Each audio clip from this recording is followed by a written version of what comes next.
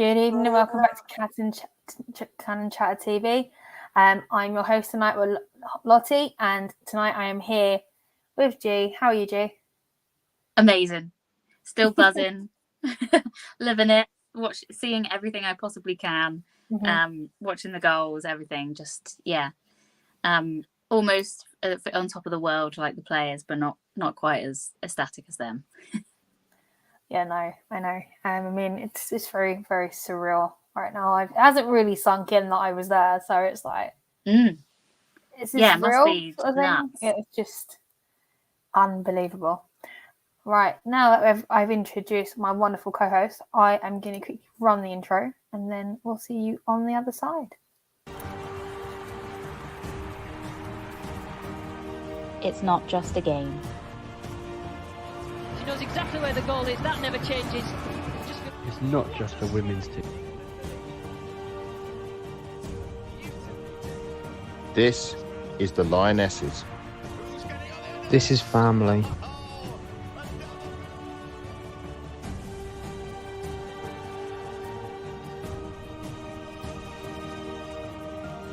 All of us. All together. Our England.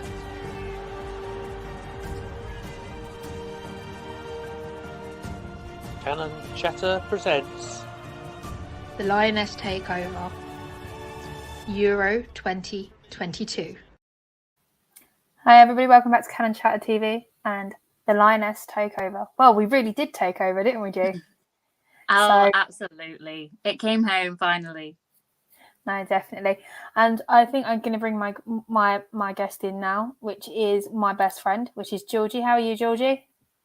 I'm absolutely buzzing. Yeah, I'm really good. I went to Wembley on Sunday, and I just can't get. I was saying to you, it just feels still surreal at the minute. I go on my TikTok, and every video is like it's coming home. It's like all different video of the girls singing. So yeah. As you can tell, I'm a bit excited still. Yeah, no, definitely. I am as well. It just hasn't really sunk in yet that we ended up going to Wembley. So I've still yet to go through my photos and all my videos and things. So I'm quite excited to go through that. So I just haven't had the time, unfortunately. Okay, so Leah Williams is the first England captain to lift the European Championship and never lose a game. This is just one of the most massive records we've had. I mean, it's incredible, isn't it, Jay? Yeah, and another amazing fact, she didn't make a tackle. She didn't have to make... I mean, Millie Bright probably took all of them for her. But I just couldn't believe when I heard that. You know, there's that famous quote from, is it Maldini? If you have to make a tackle, then you've done something wrong. So the fact that she didn't, and she's one of the highest for like passes or plays or something along those lines. So yeah, I mean, you know, we obviously know she was influential in some of the balls she was playing through the field. But yeah, the only thing you can really say is when's the statue coming, because that's the iconic statue, isn't it? Let's get that going. But then it's a decision of who gets the statue made of them. Is it Chloe Kelly being lifted up as the match winner with her shirt, or is it Leah lifting the trophy? Who knows? Yeah, no, that's a really, really tough call, if I'm honest with you. George, what do you think on G's thoughts? It's all about Dame Leah. Give her a Dame. I'm probably very, very biased here because she's my favourite. So it's difficult, isn't it? Because like they all played their part. Like so, like you could even say, should it be Beth, like for all the goals that she banged in? But then should it be Georgia for not you, Georgina? Like, well, you deserve one anyway. But like Stanway, like for the goal against Spain, I don't know. Yeah, it could be any. It could be any of them really. Like it's Russo's back heel. Yeah, like Russo's the back heel. Then you got Serena, like Dame. She's got to be a Dame as well. I don't know. I suppose get rid of all the statues in London, just line them all up. That's my best idea. But you've got all to the way give around Leah, Wembley. Yeah, Dame Leah. That's what I'm going for. Brilliant. No, speaking of Russo's back heel, I was going through some archive footage and I found out an identical goal from Aaron Ramsey in 2015. I wonder where she picked that up from. George, that was your goal you requested for your intro. Was It's it? identical. I completely forgot that Ramsey done that, to be fair. Yeah, that's the one you requested me to I don't put want together. Just aiming to that. She obviously watches a team that play in red and white in London, and she wants to leave a team in Manchester, perhaps, to join a team in London. I don't know. I don't know. You don't know. Swap deal with Paris. You never know. That swap is the dream. That swap is the dream for me. But whether it'll happen is an absolutely different story. George, was you surprised that the lineup was unchanged? I've been saying it. I've been saying this every week, and I would start Rue instead of Ellen White. That I've been saying it, but it don't seem to happen. But I suppose why break something that's not change that again. Why fix something that's not broke? Because we've been winning our games so far. So I wasn't really too surprised. I thought Russo may have started, but obviously the two super subs, they do what they say they're going to do and change games. So just starting 11, I wasn't too surprised. Gee, were you surprised at all? Not really. It was kind of coming, wasn't it? We all have our little subs that we would probably make. I'd be the same with George, put Russo up top, but then it's just a case of, it's worked. Ellen White won't have that same effect if she came on and we were in that point where we were 0-0 and needed something. And just the link up with Toon and Russo is unreal. So at the end of the day, she'll get her chance when Ellen retires, or sort of maybe going forward she'll get her chance. But I think with tournament football, it's a lot different, isn't it? But yeah, just a credit to all of them. But I definitely thought that Greenwood should have come in a lot sooner than she did. Just a bit of stability. Rachel Daly was immense throughout the whole tournament, but we all know she plays out of position. But I just thought for a bit more stability, maybe we could have put Greenwood back in there. But yeah, what can you say? In Serena, we trust. 100%. 100%. Now, G, I know you like your figures at the moment, especially when it comes to the viewing. You've done it throughout our series. So on the BBC One, we had 17.4 million viewers, plus 5.9 million on the iPlayer. It's ridiculous. As well as the 87,192 fans, including me and George, in that ground. I mean, it's absolutely incredible to see those numbers. Did you think those numbers would be this high? Because they were growing and growing and growing as we went through the tournament. Then, yeah, I knew it would be higher because purely the basis it was a final and every TV show was talking about it in the days leading up to it. So I knew the interest would be there, but even those figures sort of blew me away. When you think about it as well, obviously we've got like 67 million here, don't we? So you think that's actually not a lot, but when you think that there were fan parks, like Box Park, both of them were full. There were places that had like the players' actual like local pubs or sports grounds were all full of people supporting. So you think how many people actually probably in groups were there watching as well? It would have been way, way higher. So it's just madness. Everything makes me feel super emotional, just blown away. And I'm just glad that people tuned in and enjoyed it, because I've seen a lot of people that were slating it at the beginning of the tournament were cheering on for the final. So that's what you want to see. Let's hope it just continues into the season as well, more importantly. Oh, no, definitely 100%. We've temporarily lost George, people. We are very sorry. So you're going to have to listen to mine and G's wonderful tones of our voices, I'm afraid. Oh, no, hang on. Is he back? Is he back, George? Yeah, I'm back. Sorry, phone call. It's all right. No worries, mate. We were just talking about the figures on the BBC as well as the fans in the ground. How incredible was that? It's really good. Unless I read something wrong, but I can't remember. It might have been Sam or someone said it. But the three biggest amount of crowd attendances in football have been from this Women Euros, and I think that just says it all. And I assume that's including all professional football, so whether it's women or men. So the top three. It was 2 Barcelona games in the Champions League. Yeah. I can actually give you those figures if you give me 30 seconds. So the highest on record is 91,553. That's Barcelona v Real Madrid. Yeah. Oh, no, that's the second one. I'll take that back. Sorry, guys. The top one was Barcelona Wolfsburg, 91,648, and then we came in third with 87,192. That's what I mean. Like, you think of those figures, they're mad. Like, I've been to a lot of men games and cup finals, and I've not been to an atmosphere like how that was.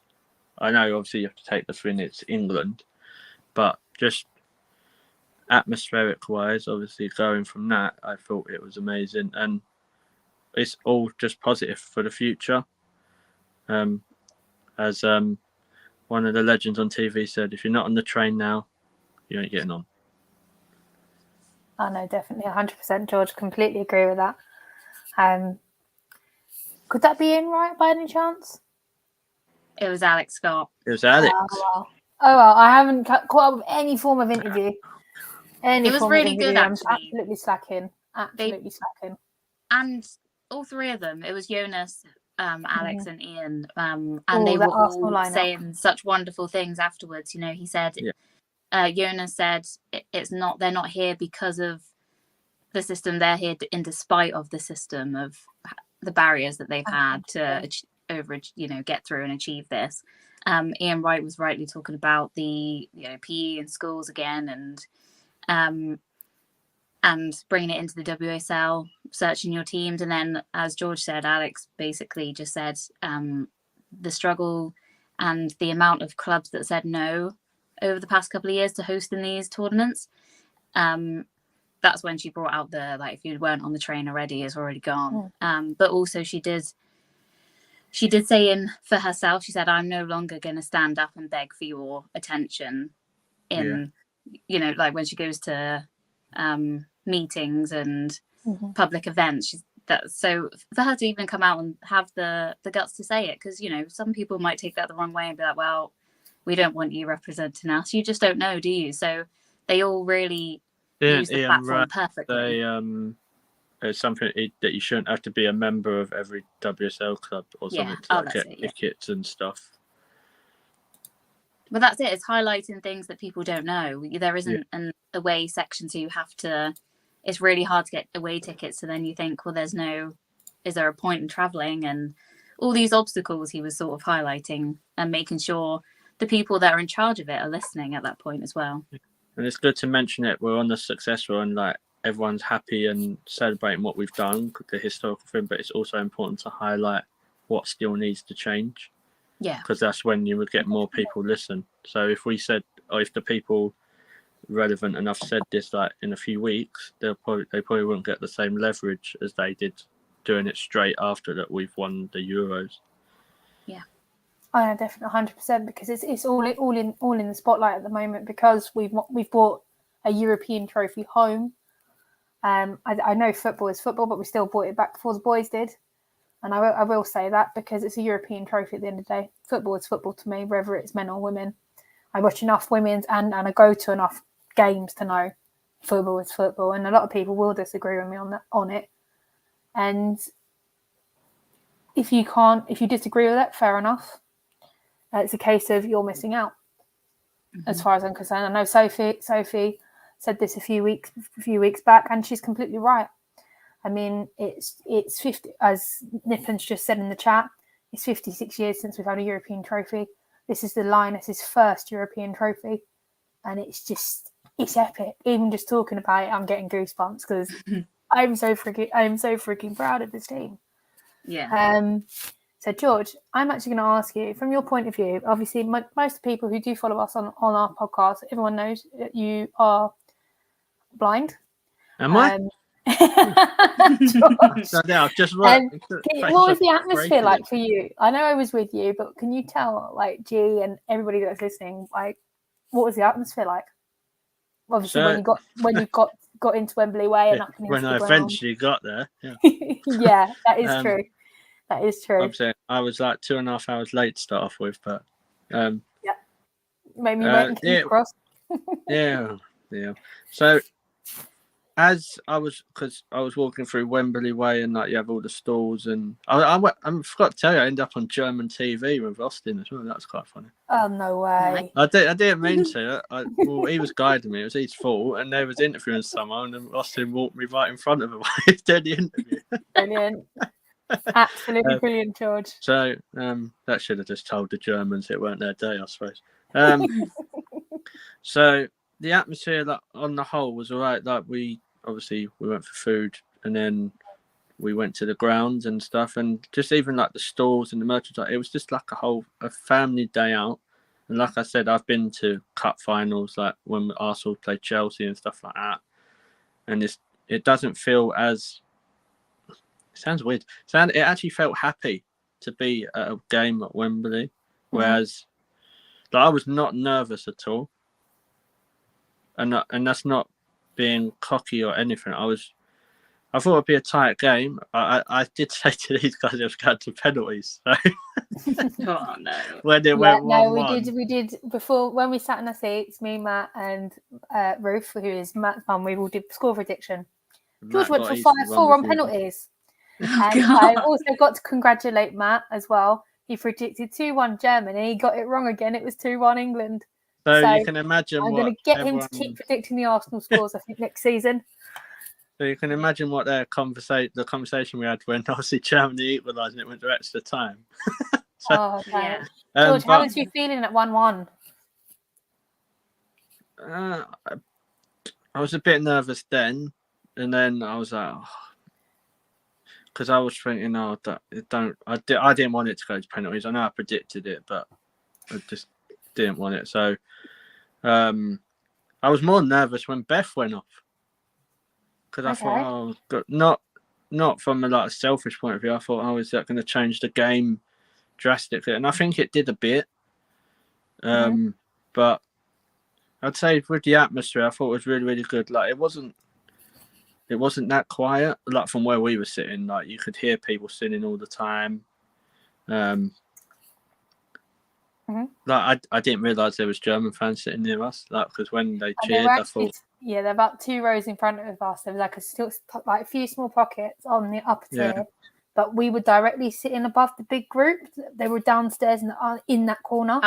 Yeah. So we were right above them, and I said to Matt, I went, "Who scored for England?" He went, "No, it was Germany." I went because I was talking to Matt, and obviously I weren't listening to the headset because that's normally what I do.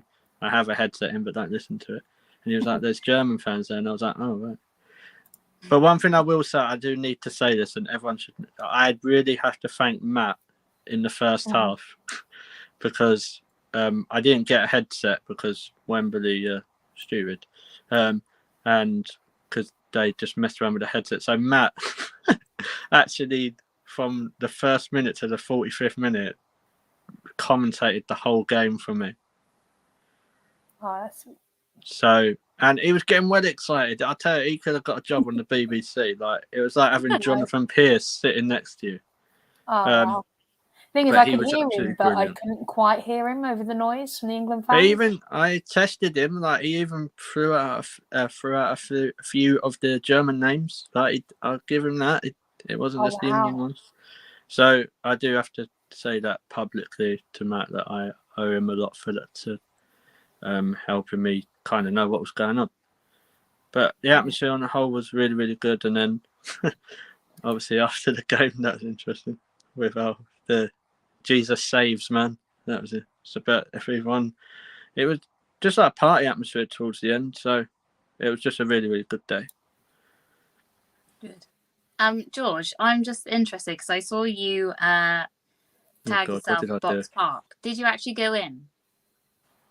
I think so. I don't know. Austin said I was there, so he just said tag you in, so he was just there. No, we did actually walk past. We were stuck in the queues on the way out, right next to it the whole way out. And Is that George where all was- the music was coming from? yeah, that's Yeah. where the music was Okay, coming so yeah, from. we went. And Yeah, then George managed to start. There was a guy that was preaching religion. God. George, you want to tell the story because you're the one you started the noise. Yeah. What did I say? I know I said about Jesus, but I'm trying to remember what I said. Yeah. He just kept basically giving his views, and people are entitled to their views. That's fine, but not like that. Apparently, we were going to hell and that, and I said, "Oh, well, I feel like I'm in hell listening to this." But then we just started chants off like "Meadows on fire," "It's coming home," and then someone nicked his microphone, so that was even better. Yeah, and they nicked his microphone and they belted the song down it, and the whole of Sweet Caroline started lighting up down the. I do think I went Lovely for way. it near Box Park because me and Austin, when we were trying to find Lottie and Matt and that, I think we got a bit lost as well. So we walked through everywhere, and we did walk through places that had like loud music on and like different stuff. So I assume that was that. Yeah, I was only wondering because I've been there once, but that was for a concert. So I was just wondering to see what it was like for like a football, because it always looked really mega fun. I've been there before, like for one of the FA Cup games. Okay. So it was more atmospheric. Like there was more louder music. When before it was just like people just singing and chanting outside. But it was the amount of different people that, like, when we were walking through though, like Austin was describing it, like there was German fans. He said there was a couple of people like in French tops on. There was one person with a Dutch top on, so there was like all different. A Swedish one, so like it wasn't just like, and there was loads of people with Arsenal tops on. So it's even better. Yeah, there was a lot of Gooners there. That made me really smile. I kept seeing Arsenal shirts popping up. I saw the Dutch Miedemars shirts popping up, and I think there was quite a few like Swedish fans and other fans from other clubs who thought they'd go through, but they still turned up for the final, which was brilliant. So there was a lot of Gooner tops there. I was proud of my fan base on Sunday. There was a lot of Gooners. Yeah, and then another one. Just interested for in the stadium when it went to 1-1 and we were kind of lacking a little bit and it was looking a bit ropey. What was the reaction like around where you guys were? Was it like was everyone just supporting the team, or was there any that were kind of a bit frustrated by it? I'd say the majority were like backing the team. Like they was like getting louder and chanting, just trying to push them to go that further. Like it's the first time I've ever heard in a football game that the commentators describe it as the Wembley roar.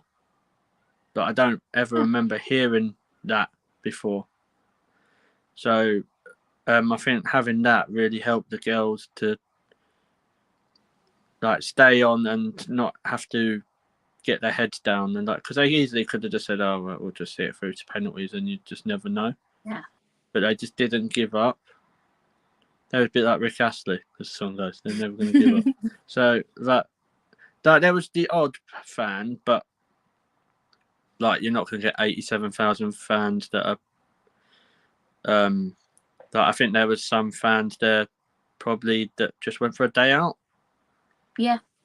So there's a lot of families, wasn't there? Really. Yeah. But or a couple of fans. There might have been a few fans that were like, "Well, it's England, so we'll go." So in that sort of sense, but I didn't really like. I never got. It's the first Wembley final I've been to, and I've never thought, "Oh, there could be like any trouble or any stupidity go on." So yeah, it was just a positive place in general. Good. No, definitely. It's absolutely amazing. Unfortunately, George, your time is yeah, up with us tonight. So I'm going to say for thank having me on. No worries. George, where can everybody find you? Normally with you, but that is true. You can find us over the Arsenal together. I am at ClockendGeorge on Twitter, or you can find me on Golden Goal TV, or you can find me on Arsenal Fans Forever sometimes, or you can find me on here. So yeah, everywhere really. Okay, brilliant, George. Any last words before you go? It's coming home. Well, it's home, but bring on the World Cup when we win that. Yeah, no, definitely. Okay, Georgie, we'll speak to you soon. Thank you. See you later. No worries, Bye-bye. Georgie. Bye. Wow, that was good fun, wasn't it? Nice insight to what it was like to be there. No, definitely. Right, let me see who we've got in the back next. Oh, let's see. I'm going to bring in I'm going to bring in your partner on crime from your channel, because he looks the most interesting on screen right now, from what I can see. I'm excited. Everybody in the chat, say a big hello to Jonesy for me. There we go. Hey. How you doing? I'm good. Yeah. Jonesy. How are you? Yeah, I good. love I it. can't actually see, so I haven't taken them off. For all our audio listeners, Jonesy's just popped up on the screen. He's got a massive England hat on. He's got his flag on. He's even got his England sunglasses on. I haven't took it off. Yeah, he's got the rest. He's got the rest of it on now. How are you doing? You look yeah, very wicked. happy. I'm very happy. Very, very happy. I haven't stopped smiling since Sunday evening. Oh, brilliant. Brilliant. That's what we love to hear. And I've got my next guest in the back as well. He's one of my regulars. I also went to the England game with him. It's a very, very special friend of mine, and that is Matt. Hey, Matt, how are you doing? Sweet Caroline. I am good. I don't believe it. Just being there and everything and being part of this tournament, it's been amazing. No, definitely. I know me and George wouldn't have gone without you, so I can't say thank you enough for letting me have those tickets. I'm just so happy, and I hope you heard George's messages before you came on. I did. So, absolutely brilliant. Honestly, I still had a sore throat from the day after, and it's only just gotten better now. So, oh wow. I think, to be fair, I did accidentally catch a picture of you when that last goal went in, and it's just, I haven't actually downloaded it to my laptop, so I can't bring it on screen, guys, but I will drop it in the WhatsApp group, and it's that moment where that goal went in and we won it. I honestly thought you were recording. Yeah, no, I thought so. I did, but I must have hit the camera button because you could take pictures at the same time. And because I've got the video and then I've got that, so I'll absolutely drop it into my fan video for everybody to see in a couple of days. The next person I've got in the back is someone who's been to every single Lioness group stage game. He's followed the Netherlands, and he just knows a lot more than I do. Hi, Adam. How are you?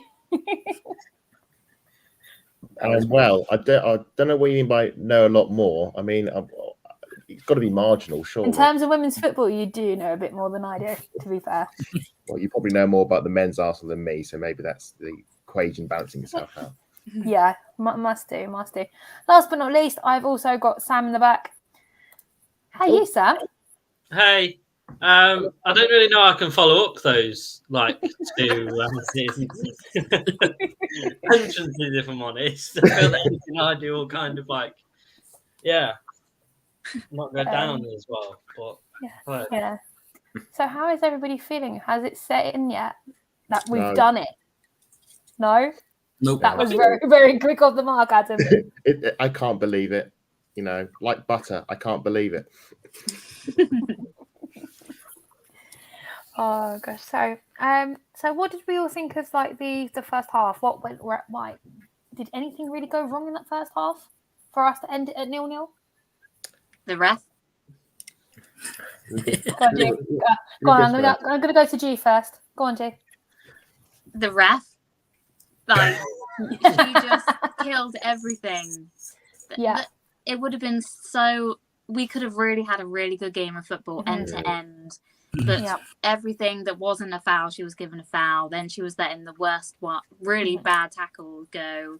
We literally said, me and my uncle said to each other, I guarantee after all these tackles that have gone in, we'll be the first to get a yellow card. Then bam, George Stanway, yellow card on something like 23 minutes or something like that. So yeah, she just kind of killed what could have been a really, really exciting game. More so in the second half, really. But I think some of the things she let go in the first, without giving yellows to the Germans, were pretty up there. And I was actually quite surprised that she was the chosen ref.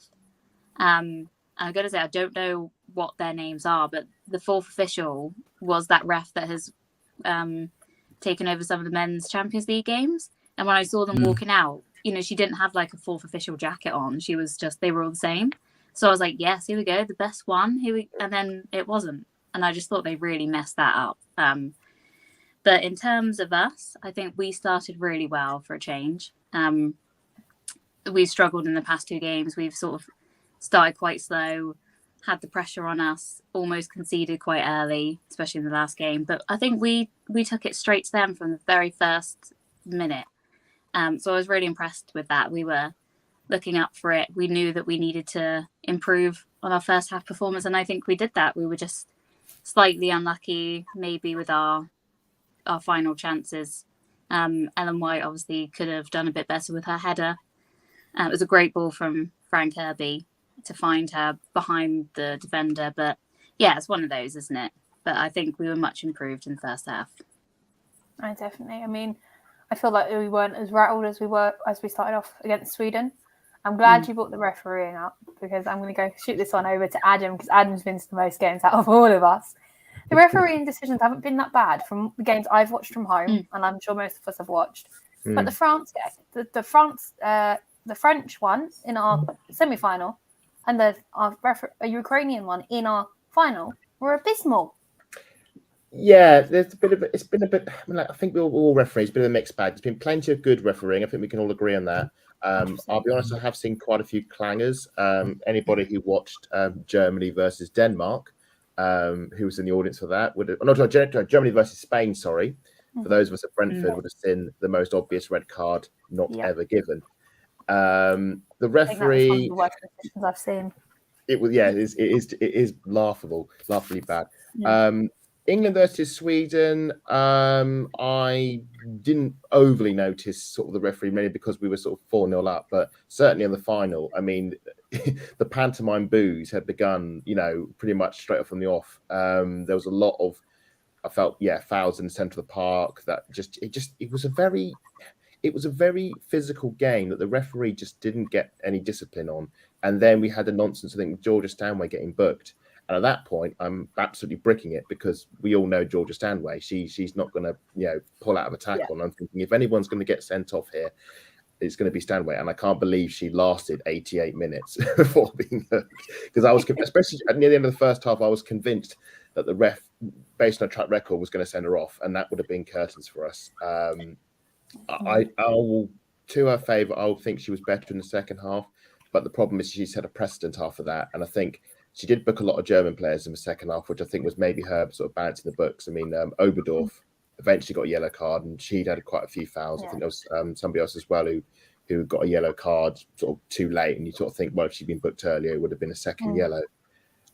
It is a shame. I do think, because of the results, I think I say not much talk about the referees. If you were to go to Germany and pick up your local paper, they also have choice words to say about the refereeing. In terms of Leah Williamson's audition for the Commonwealth handball team in the penalty area. Don't know if any of you have seen the pictures, but if any of you remember our 0-0 draw against Chelsea last season, think something like that. And those of us having to suffer an extensive VAR check in the first half, that's what it was about. And I think we might have got away with one there, but obviously Germany don't quite see it that way. No, of course not, because because it's happened to them, they're not going to let that go. Well, it's the second time they've got a duff one, ball over the line that wasn't over the line at Wembley, and now this. Jonesy, I'm just going to come to you. Lena Oberdorf, she should have been sent off. She's an amazing player, don't get me wrong, but she was just pushing her luck, but she just should have been sent off from where I was sitting in the ground. Yeah, I mean, she could have shot a player and still been on that pitch playing, I mean, it's ridiculous the amount of challenges she was putting in, and to not even, see a yellow in that first half is crazy. It was like watching the WWE. SummerSlam was on the night before, not on that final. It was just crazy. And then when she finally did get the yellow card, you're thinking to yourself, that should have been her red, and that should have been her out of the game. But for me, the ref, it's a big occasion, and sometimes the refs, they want to make it about them, or they want their part in the final.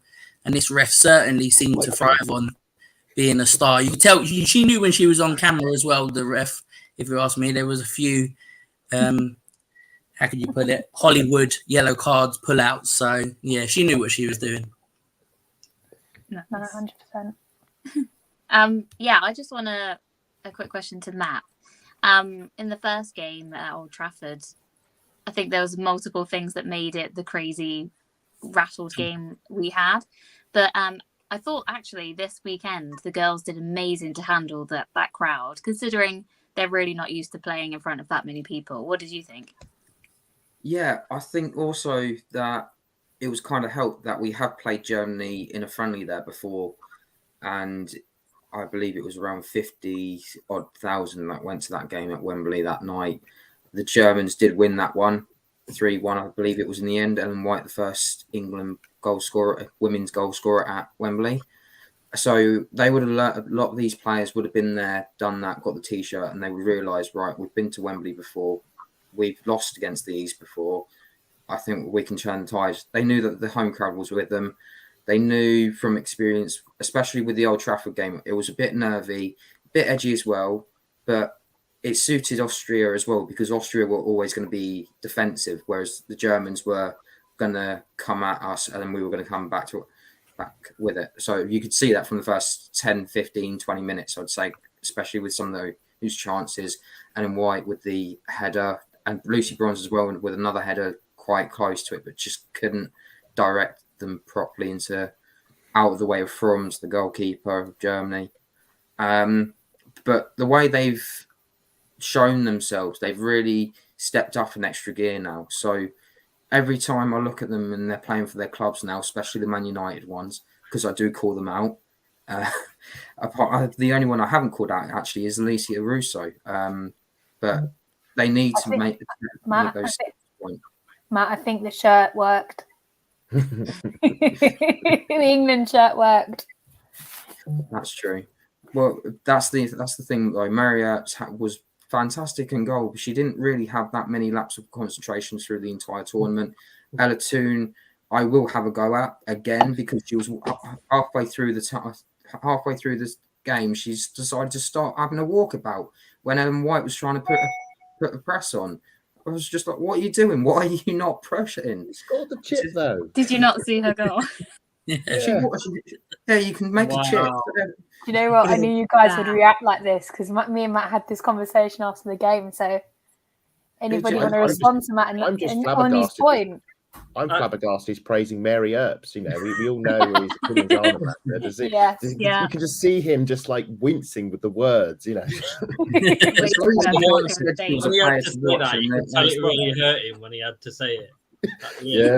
There's a reason why I said she needs to be player. She was my England player to watch because the way she lapses in concentration in the WSL is so bad, and the way she reacted to some of those shots that the Germans took, she was just all over it. I know I've mentioned that she has resting Pickford face.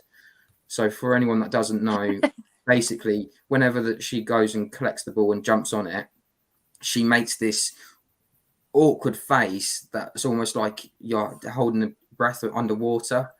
I can't really describe it. It's quite funny, but at the same time, it's just like you look very much like Pickford at the moment. Well, she's in the team of the tournament, so she must have done something right. I think it was her. I don't think we can swear on here, but her time wasting skills were amazing. Sam, come on, you must agree with that. What was that? Sorry, I missed you last. Her time wasting skills when she would catch the ball and then lie down and then sort of do a little wink to where the camera would be. It was also like towards the end, it panicked me a little bit because there were time wasting in the corner from like 6 or 7 minutes to go, and I was kind of like sat panicking in the corner, like you're doing this too early. Yeah. But thankfully it paid off. But yeah, I don't know. We haven't played particularly great in the first half, so it was good to kind of play well in the first half and kind of because we were the better team in the first half, just didn't really have many chances to show for it. So it was actually pleasing to see us play well in the first half as well and be up for it straight away, and you could tell that. Yeah, exactly. And as well, how well do you guys think our girls did to not give in to the antics of the German team with the tackles, with the getting in each other's faces, minus Jill Scott. You took the words out of my mouth there. Yeah, that's what I was thinking. That's the one that's like just turned into a complete meme now. Because obviously, when me, Matt, and George were sitting, me and Matt we saw it. George obviously heard it, but I don't know what was said. I've gone onto Twitter while I've got home after queuing on Wembley Way, and she's just turned into a complete meme. Yeah, and brilliant. I can understand what she with her experience. I can understand. I don't expect her to do that, but it's nice to see a bit of fight in the girls instead of just going down and moving on with it, because it got to the point. I believe it was Lena Oberdorf that did it, and I can see where they and it got given against us, even though she hooked her legs and brought it down. I can guarantee you that. Yeah, I can guarantee that. I want to know what was said to make her say that. Yeah. I think it was probably, my guess is it was probably like a build-up of the way that they were acting as a team, and kind of the build-up of her sat on the bench kind of watching it. And I can imagine the kind of anger was building up then. So I imagine one thing was said and that was it. She'd just gone. But I think it was quite good, actually, because it showed intelligence, because we could have easily kind of got really annoyed that they were making all these challenges and making all these and kind of reciprocated. But the fact that we just kind of were like, yeah, it's happening, we can do one or two things about it. We can just carry on playing our game, or we can go down to their level. So it was quite pleasing that we did just kind of carry on with the plan that we had. I like to think those last 10 minutes were vengeance, sort of like you did this. We're now gonna do it back to you. We're just gonna have all sorts of antics in the corner flag, and there's nothing you can do about it. And it was just. It's really weird as well, because when you look at the German teams, the Wolfsburgs, Bayern Munich, and it's Eintracht Frankfurt, so all of those three teams make up that German team, and they don't do that. When you see them in Champions League next season, or even if you go back to the previous season's Champions League games that are available, you can see that they like to go attacking. They don't want to be diving every 5 minutes. So I don't know what was going on and what the mentality is, unless they're saying if you feel contact, go down and the referee will give it. It was really weird. No, it was really weird, and I think you have a point there. It was like every time we went near them, they were just on the floor. I don't know what your guys' reviews were from at home, but it was just the slightest little tap. They went down. They were worse than the Spanish. And I know I had a lot to say about that, because I've previously said the Barcelona women are fantastic players, but they do exactly what the men do. They dive everywhere. Yeah, I guess it's kind of disappointing, isn't it? Because that's not something you see very often in women's football. So it was kind of disappointing that so many people were watching it just because of the occasion. So that's what they'll see of women's football now. But that's not the case at all. But that's what they'll see of it now because of all the theatrics they were kind of doing. So it's quite unfortunate. No, exactly. Hopefully we can get some more Gooners over to Champions League nights to just prove a point. It's not like that. I mean, we've got qualifiers coming up at the end of the month, I believe. Matt, was it end of the month? Yeah. September. Yeah, September. So hopefully we can get some more games over at the Emirates, and we could just prove a point. Women's football's not like that. The standard's actually a lot higher. It is. So, Toon's goal. I mean, we lost Beth. I felt like the game had lost a bit of oomph in it while she was like sort of sidled off. But the ball found Toon, driven by a long range pass by Kira Rolsch. She broke away from the German defence. Chipped it straight over Mel Froms and in. I lost my bottle of water from my seat. I threw it. I actually remember what happened to it. I managed to get it in with the lid, so nobody didn't get any wet, but I lost it over that balcony. I did basically. And at the end of the game, I was asking Matt, "Where's my water gone?" And I was sitting there yesterday, I think, "Oh no, I threw it over the balcony." when the goal went in, I mean, that was my reaction. I'm going to go to Sam first. Sam, what was your reaction to that? Consisted of running around my house a few times, not really knowing what to do. Because I think I didn't quite know what to do. More so, I think probably the first one, because that was more like it seemed. I don't know. I guess it can't seem bigger, but it seemed like the more of relief that the first one went in, because we were kind of pushing it and kind of looking like that way, but you was thinking, oh, is it ever going to go in? So thankfully it did, and that was kind of like a relief. And I was just doing runs around my house. Didn't quite know what to do, to be fair. But yeah, it was a moment for sure. Oh, definitely. Jonesy, what did you think of the goal as a whole put together, even though we were down to 10 women? Yeah, I mean, it's like Sam said, it's the crucial goal, isn't it? It's the first goal in a major tournament final. So whoever gets it has got that bit of an edge. But when she was through on, I was just like, come on. And then when it went up, it just, I don't know about you guys, but it took forever to come down. And I was just like, oh, please drop in. And then, you know, she shows Harry Kane how to do that all the time. And, you know, she just shows. She taught him that.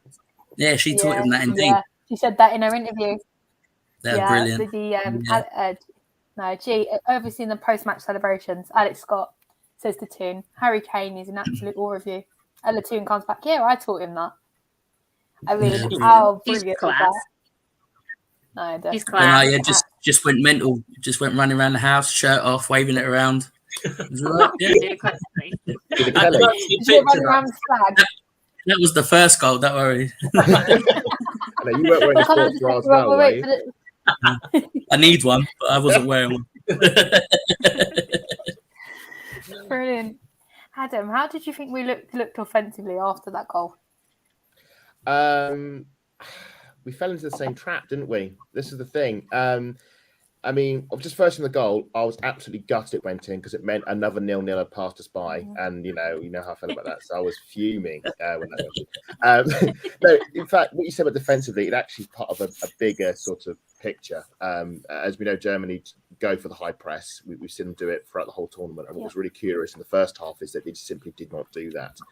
Really strange, and I think that helped England a lot in that first half. Second half, we saw straight off the bat, Fastwood came on, which we all hate because we know what she's like for Arsenal, and German high press, and we scored against the run of play. Before we scored and after we scored, Germany were pressing, they were pushing. I think McGould had a volley that just flashed wide, and I think us scoring that goal just ramped Germany up even further. I mean, we scored that goal because they were high pressing, because they were short at the back, and we got someone like Toon who can sprint through and make the difference. But it did feel a bit like the men's Euros. We took the lead against Italy, and then unfortunately we scored way too early. You can't sit on the lead for 88 minutes.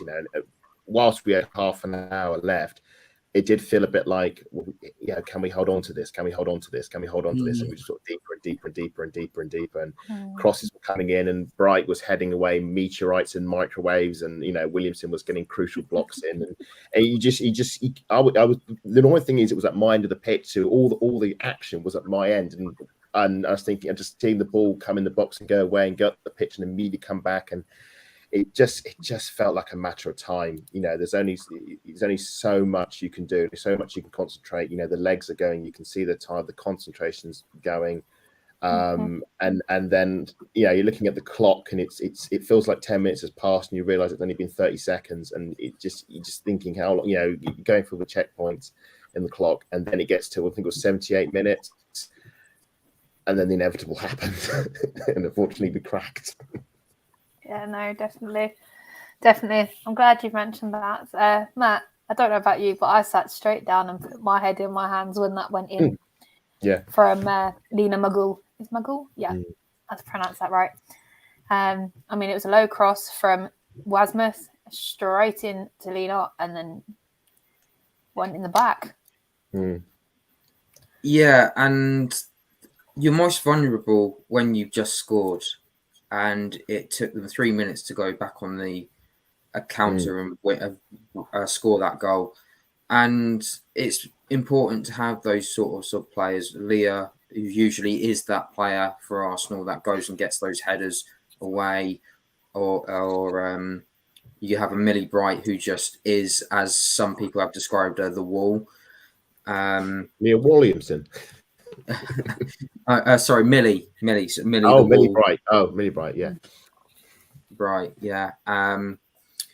But on that occasion, I think it was Lucy that just lost the when Gall's going, and she just came in a bit too late to cover it, and there was nothing you could do. It was just quite an easy tap in the end. But the way the German fans reacted, they were up for it. They really wanted to show who that they were.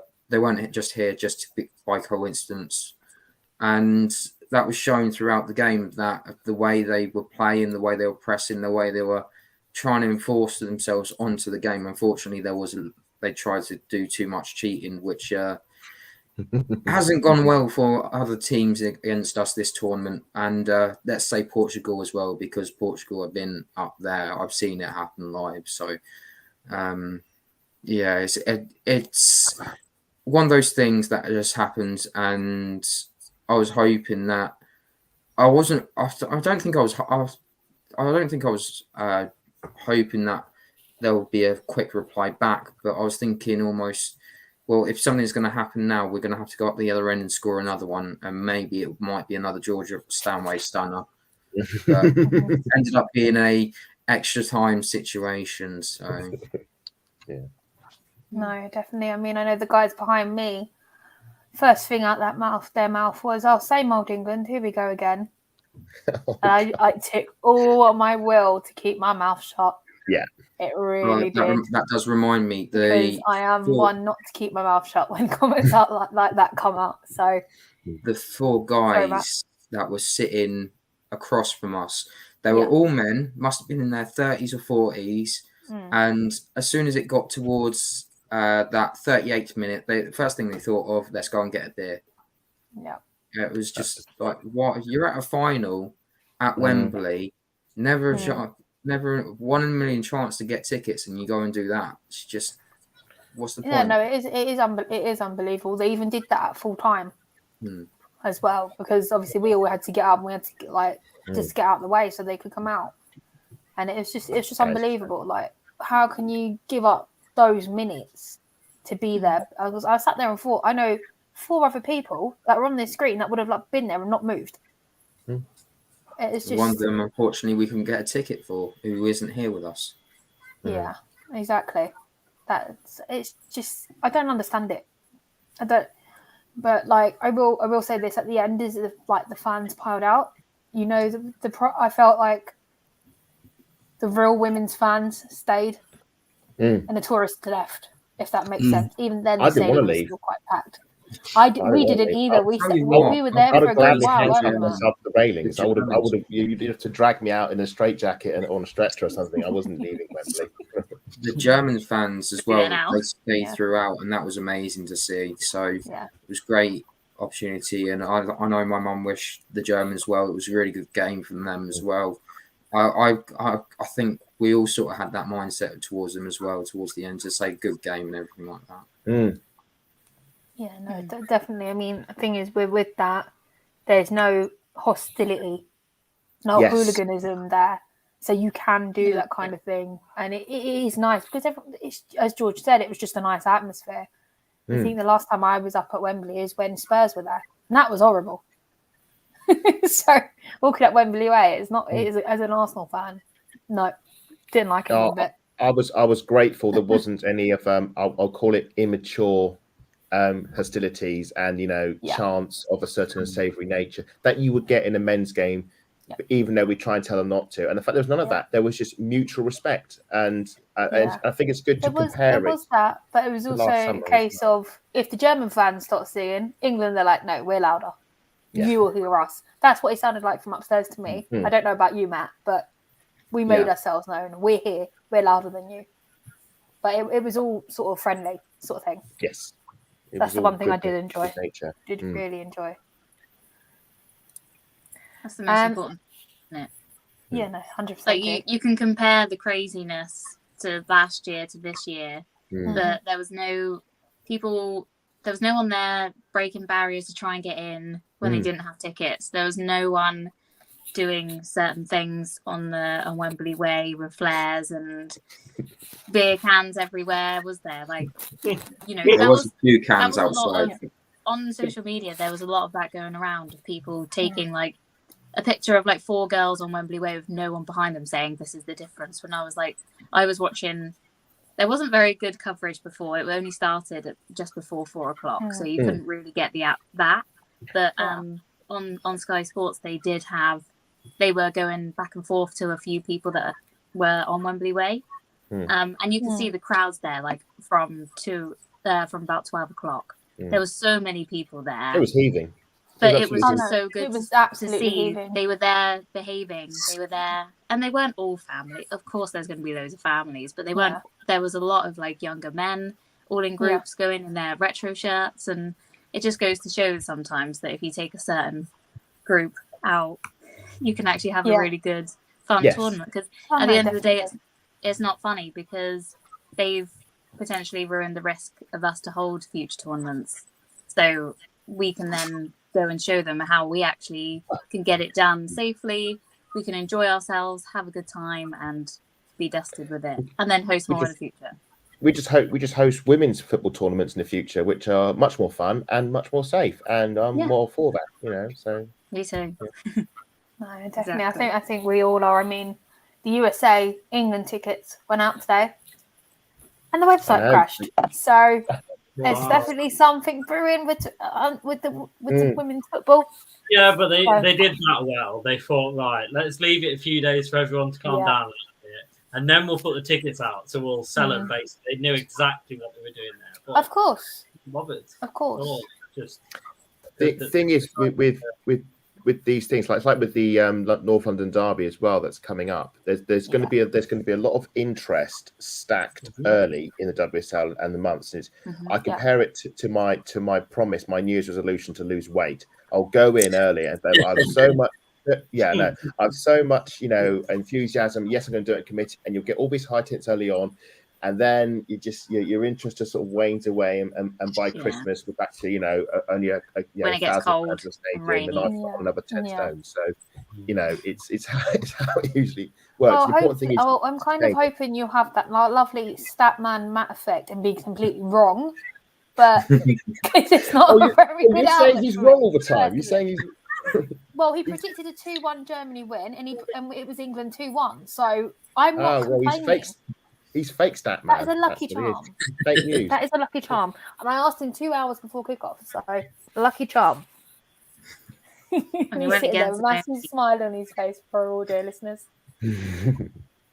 Well, I had to back Germany to win because that was the team I drew in my sweepstakes. So I'm blaming G for that. So. I know. Well, G, we'll get onto that in a little bit. But let's just head back to the game. Extra time. Oh. What a nightmare. I mean, I'm privileged that I was there to have the extra time, but it's not something I wanted. Sam, did you want extra time? Or did you expect us to win in the 90 minutes? Plus added extra. I spent extra time just thinking, oh God, not penalties. I literally spent the whole of extra time until we scored thinking about that. I thought, no, I don't fancy that. Just get it so I had it in the back of my mind that hopefully we'd score. Because even though we'd kind of backed off a little bit since after they scored, we still kind of looked the more likely to score, I would say, out of the two teams again. So I felt somewhat a tiny bit confident that we would score again, to be fair, before we did. So yeah, I'm just pleased that we got it done in extra time as well, rather than taking it to penalties and then anything could have happened. Yeah, I think the first question out my mouth to Matt was, is Earps any good at saving penalties? It wasn't even 30 seconds into extra time. She saved against the Dutch. No, she didn't. It was a miss, wasn't it? Yeah. And my response was basically she missed the one from Katie McCabe. So and then we all know, as Arsenal fans, we all know how that went. So yeah, no, it was just, Jay, what were you thinking all the way down there in Penzance? I just don't think I could breathe, really. My heart felt like it wasn't beating, and I was just sat there and didn't want to move. I was just panicking. as you do, because the longer it goes on, the longer you know what's coming. Especially after last year, you're like, please don't do this to me again. And yeah, it was really hard. We were just so defensive. It was really hard to even imagine us scoring at that point. I thought it was straight up going to penalties because they wouldn't have wanted to go all out and be done out like with the first goal. But yeah, I think just seeing like Chloe Kelly, she was getting the fans going every time she went out for a throw in and stuff. So yeah, it was just when that corner was going to be taken just because of the delays. I don't know if obviously you guys were there, so you probably didn't see it. But she put Lauren Hemp put the camera on. I zoomed in. I could see it. I had my camera on. Nah, we had Lottie vision in action. You wouldn't have been able to see what was happening in the corner spot. So Lauren Hemp put the ball nowhere near the corner. So the ref was like, no, move it back. So she did. Still, it was about this far away from the line. So she kept delaying it. And I think that was probably quite my clever. Video, G, I can see her moving it back, but I don't know why. So that's kind of filled in the gaps. Sorry, G. The lineswoman was like, no, bring it back about 3 times. So I think that was very clever from her because she probably was just letting everyone have a bit of a breather, get in your positions, get communication going. And yeah, I actually thought, I don't think I even realised we had scored when she went off to celebrate and sort of stopped. I was like, oh my God, it's going to be AR, she's offside. Because I couldn't think what else would have been wrong, because that's what's always happens. It's VAR, a goal scored, it's offside, isn't it? So I was panicking. I was like, I jumped up and then I thought, that's not a goal. It's not a goal. And I just remember saying it. And then obviously as she ran off, I was like, no, I couldn't accept it. And then I was like, it's a goal. But yeah, it's just, and what a moment as well. Her celebration was top tier. And it just goes to show, they've said a lot about it in the days, and they spoke to her this morning actually and said, what an amazing moment for her to just feel like a normal person, because that's exactly what the men would have done, and to feel comfortable enough in the uniform she has to wear, and thinking, do you know what, I've just scored the winner in a final, so I'm going to do whatever, no matter what. And it was just wonderful. 100%. I mean, it's exactly like that iconic moment. I know I can't remember her name. I know Adam's probably going to remind me who the player is. But I know you mean it's the 1999 World Cup. Yep, from the 99 World Cup, and she's sitting there doing a similar celebration, but except she's not swinging her shirt around the top of her head. But do you know what? Why shouldn't we do it? That is my question. We should be doing that. Like, football's football. If you want to celebrate that, go for it. It shouldn't be any different just because you're a woman. So that's it. It was just unbelievable. It was an unreal celebration. I was cracked up. And there's a really good picture of, as her shirt spins, you can just see her name. You don't see the number because it's all twisted, but her name they've managed to get a snap of it as she was literally swinging it. So I think it's one of those that's always that moment's always going to be in our brain. Definitely. It's going to definitely become that iconic moment for sure. Jonesy, how are you feeling when Chloe Kelly finally got that ball? There was a bit of a scramble. All of a sudden, it was in. I spent the whole of the extra time pacing the passageway, just like I couldn't sit down. And I went into this mode where I was talking to myself like, it's going to be the same as last year. And then I was answering myself, no, it's not. It will. Just losing myself. And then when we finally scored, I felt the need to come in and bash the radiator. I don't know why. Don't ask me why, but the radiator took a kick in. And then I turned around to see it stop. It's a bit like, oh no, she's given a foul or something in the box. And then she wheeled away again, and then the radiator got another one. So yeah, it was quite. What's one way to let off steam? Jonesy, I hope you don't mind me asking, but what was your daughter's reaction? Because I know both of you have been watching the tournament really closely together. Yeah, she was literally on her knees. Like I turned around to see her after I was beating the radio, but yeah, she was on her knees in the front room giving it the old like an on-re celebration. She was just on her knees watching it. But yeah, the house erupted. My son was running up and down. It was quite a mad house. It's a wonder the police didn't get called, to be honest. But yeah, it was brilliant. Absolutely brilliant. And what about your celebrations? Adam and Matt, you both at the game with me. Sam, time just kind of stopped still. It just kind of like it was like time froze and it kind of just happened. It was weird. It was because you didn't quite know whether, because I'd literally sat down and thought, wow, that's it, that's not a goal. I'd literally just sat down again. But yeah, it was just, I don't really think I can describe it really. It just, yeah, everything just kind of stopped and we'd scored and just, yeah. Yeah, just quickly as well, I want to ask you guys what you thought of us running it to the corner after that moment. We know we scored. We know we 2-1. I loved it. How amazing! Absolutely We just loved played in the it. corner for about 5 minutes. It was glorious. It was pure. I mean, I think what it showed is how much the team has sort of learned. And in 2009, we played Germany. We got played off the park and we were absolutely annihilated. But I think if you look at that game, the reason the players know how to do that and know what to do is because of the experience they have, because the experience they have of playing in top-level games. They're not semi-professionals. They know how to close out games. They've played in cup finals. They've played in FA Cup finals at Wembley. They know what to do in that situation. And what followed in the last 10 minutes was just pure time-wasting brilliance.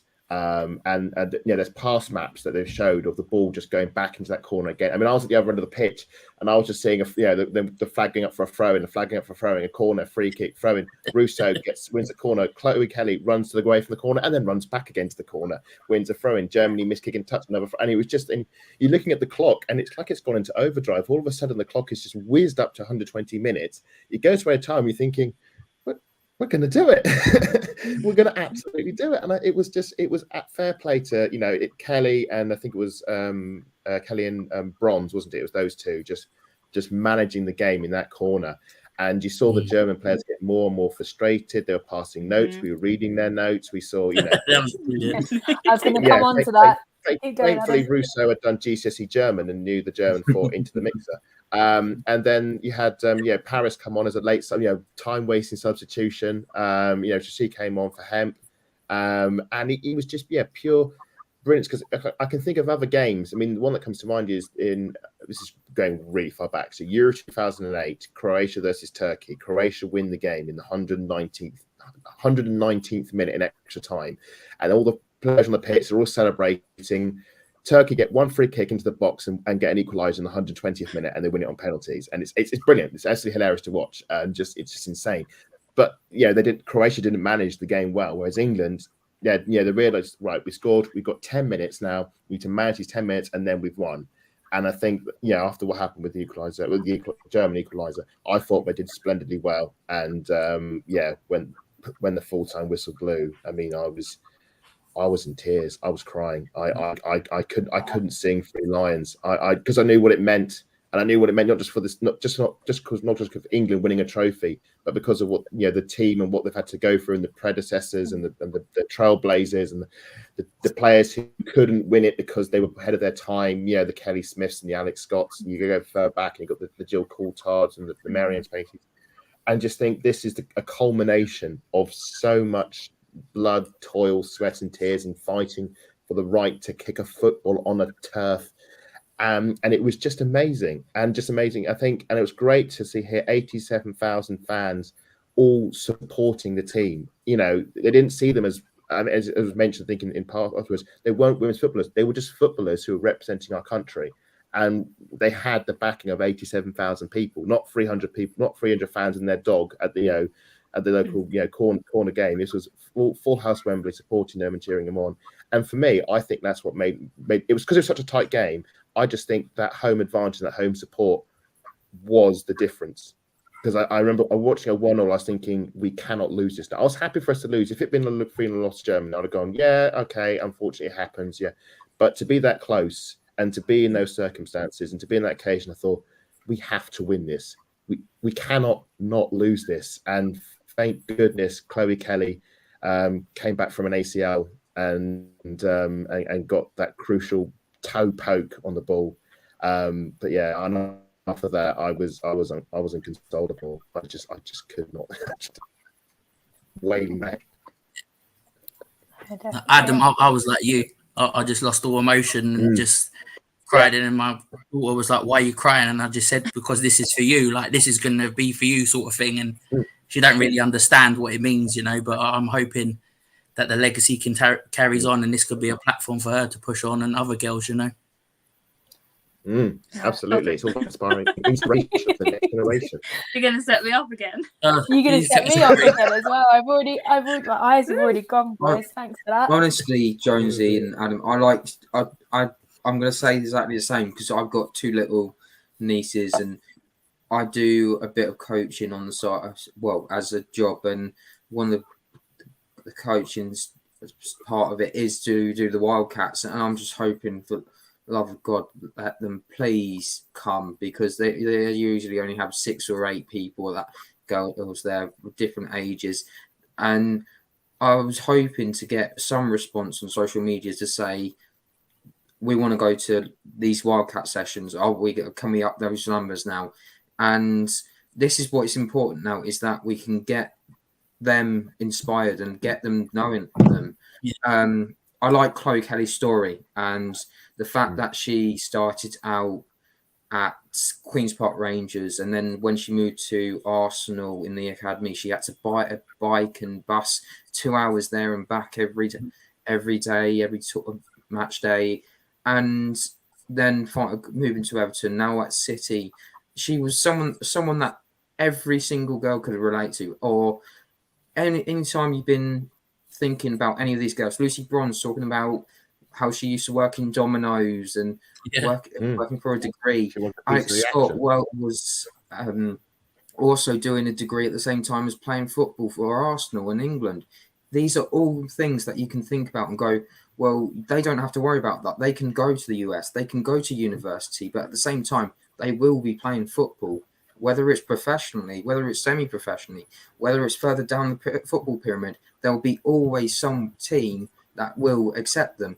I remember going to university with one of the Northern Ireland players who, unfortunately, she got injured, so she wasn't going to be selected. But she's just moved teams now. She's going to have set sights on that international team squad. She's going to want to be there, and she'll want to prove that she deserves to be in that 23 squad when September rolls around.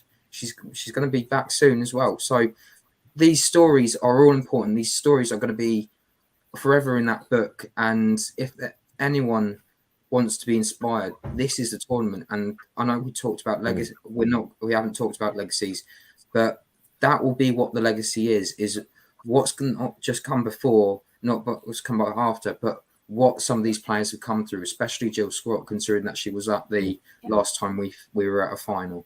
Yeah, absolutely well put. Absolutely spot on as always, Matt.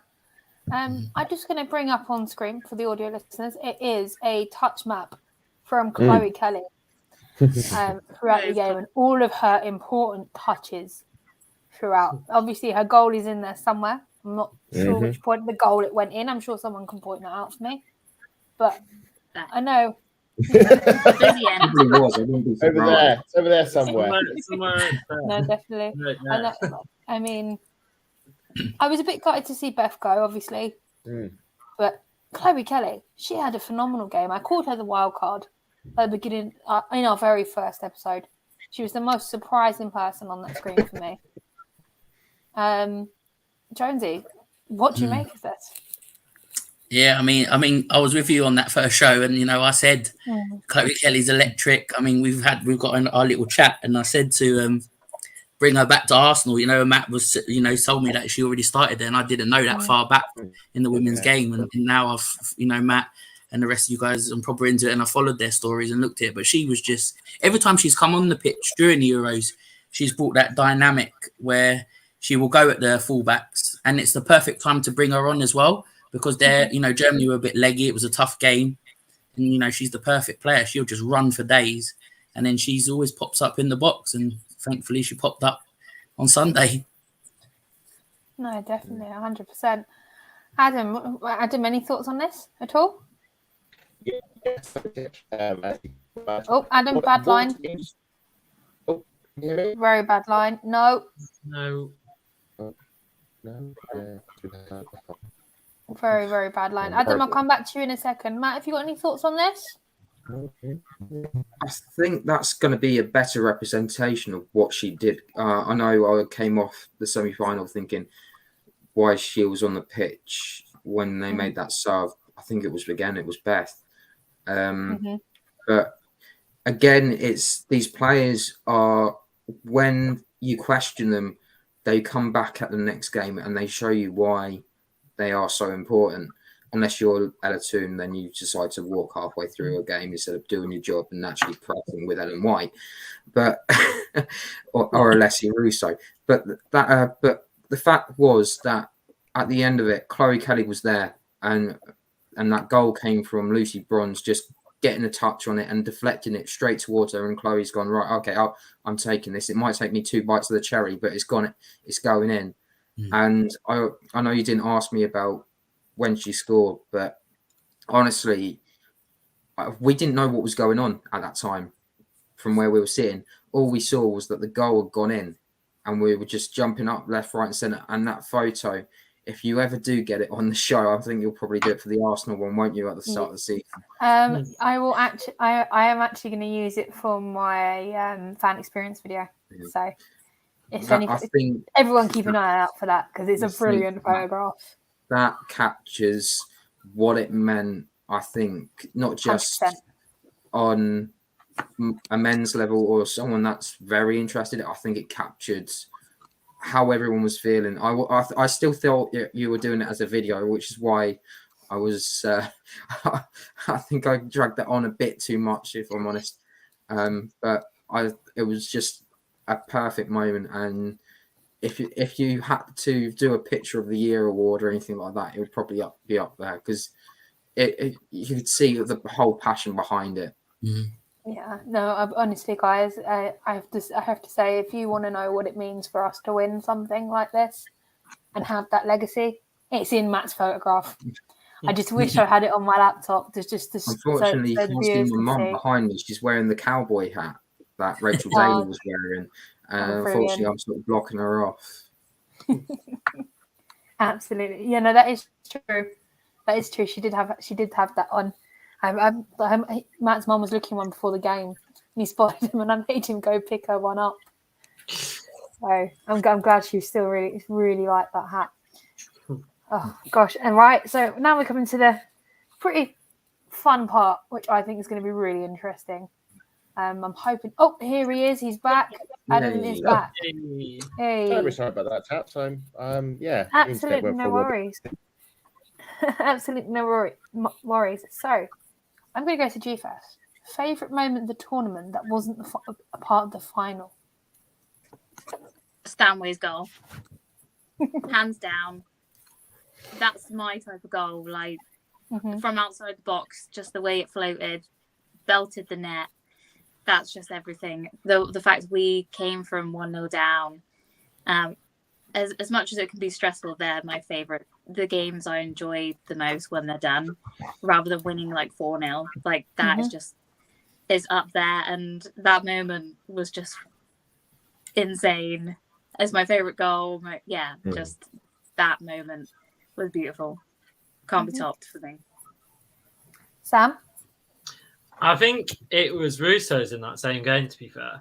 I think it was... I don't know. It was just kind of how we hadn't played so well at all, and it was just kind of that one moment of magic. That's the moment I think that will stick in my head from the tournament as a whole, to be fair. Just that one moment. That's a good shout. I'm going to go to Adam next. Do I include meeting all you Old Trafford? You can if you want. But it can't be a moment from the final. Silly on camera, or not? That's the easy cop out as a favourite moment. No, I've got some serious ones, honestly. I will sort of split it, because obviously I did a lot of non-English games as well, and I feel that deserves some recognition. Certainly, from an English point of view, seeing the Russo back heel, because it was at my end of the pitch, that was amazing. That is awesome.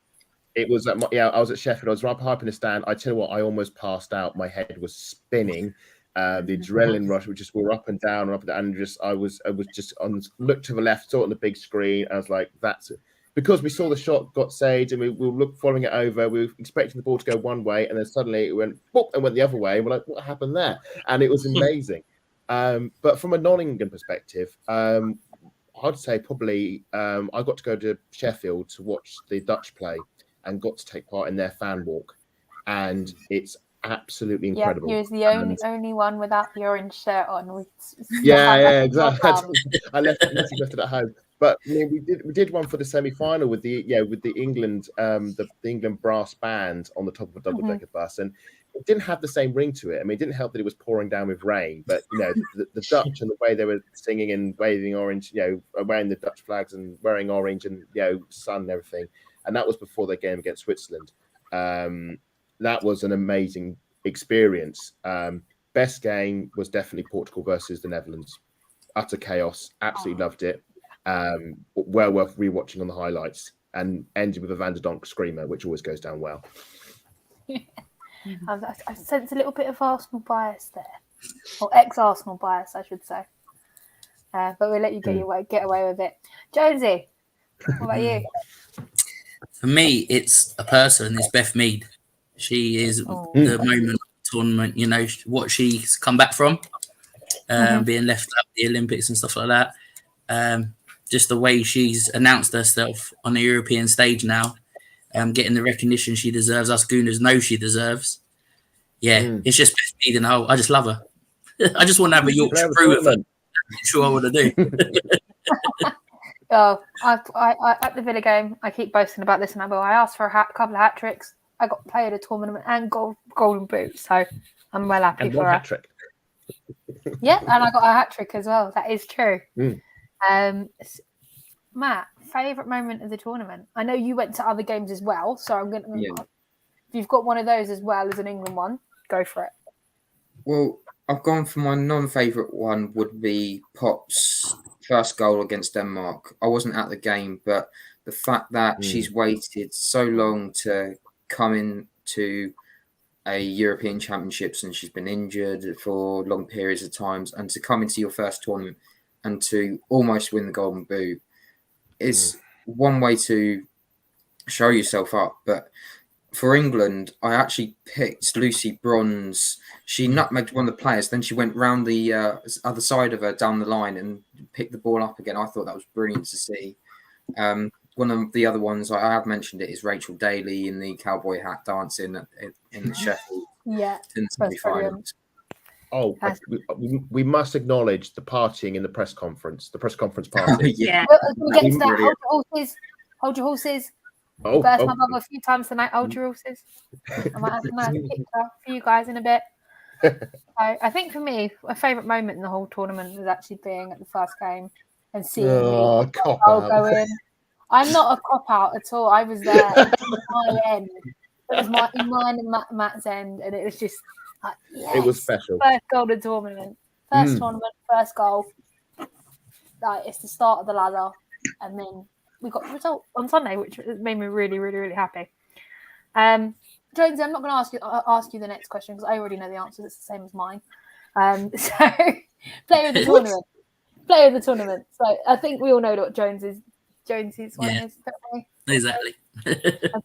Could you remind us of her song, actually, Jonesy? Oh, go on then. Beth Mead's on fire. Your defense is terrified. Beth Mead's on fire. Your la la la la la la la la la. I'm shaking my head because it's Meadows on fire. Oh yeah, no. To be fair, we're taking Meadow back to. We'll take Meadow back to Meadow Park. We'll make it Meadow Park. We'll keep Beth Mead for the England games. Exactly. Sam? I guess the easy one to choose would be the one that you chose, but I think as well, I think probably Russo's up there for the amount of goals, second top goal scorer, and the impact that she had in all the games she came on. I think she's also probably nearing that same level of player of the tournament for England for sure. Oh, definitely. Matt? I've actually picked a wild card. I've actually picked a wild card, and actually and gone against everyone else. And I think I've gone with Rachel Daly. Just the fact that everyone complaining that she can't play at the back, but her versatility has seen her play in the England squad in defence. And she was given some tough tests against Spain, Germany, and Sweden, and she came out with flying colours. And I think she was a bit underlooked as well from a lot of people, but now they will realise that how versatile and how effective she is in that England side. No, definitely. I think for me, I know I said Mead, but I'm going to have to throw Kira Walsh out there. She's been absolutely impeccable. Consistent performances throughout this tournament. And it's definitely one player I will be watching domestically. Keeping an eye on the WSL for sure. I'm going to go to G next. Player of the tournament. Is it supposed to be an English one? Doesn't have to be. Player, any team. Oh, that's all right. Just double checking. I thought I missed the memo. No. I've actually Everyone's just gone for England players.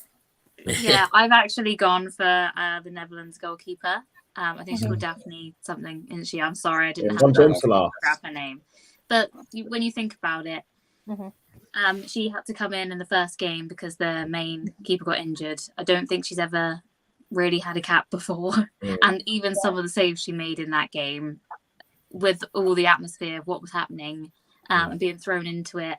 But then what she did, like going through the tournament until they got obviously knocked out, she was arguably their best player. And she's still quite young. So I just thought being thrown into it, probably wasn't expecting to play at all.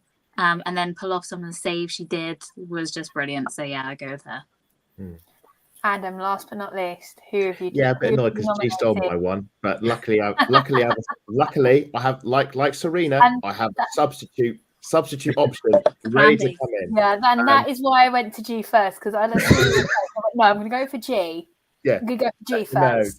No, I've been. Who is your super sub player of the tournament? It's not Beth Mead. I like Beth Mead. Beth is brilliant, but I think another player deserves recognition, and that's Millie Bright.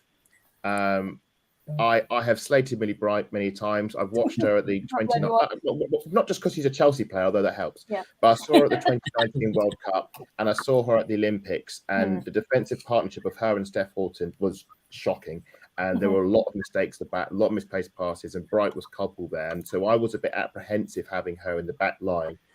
And the fact that it also shoved Leah Williamson into a wrong position, which is the left side to centre back. But she's been absolutely amazing. The memes have been out of her able to head anything. And she's been an absolute unit at the back. And better still, she's had the distribution that Leah Williamson can offer as well. She's been able to spray the passes. So I say fair play to Bright. That's the best I've ever seen her. Like Walsh, she's mentioned like Walsh, I didn't really rate. This tournament, thought she was amazing.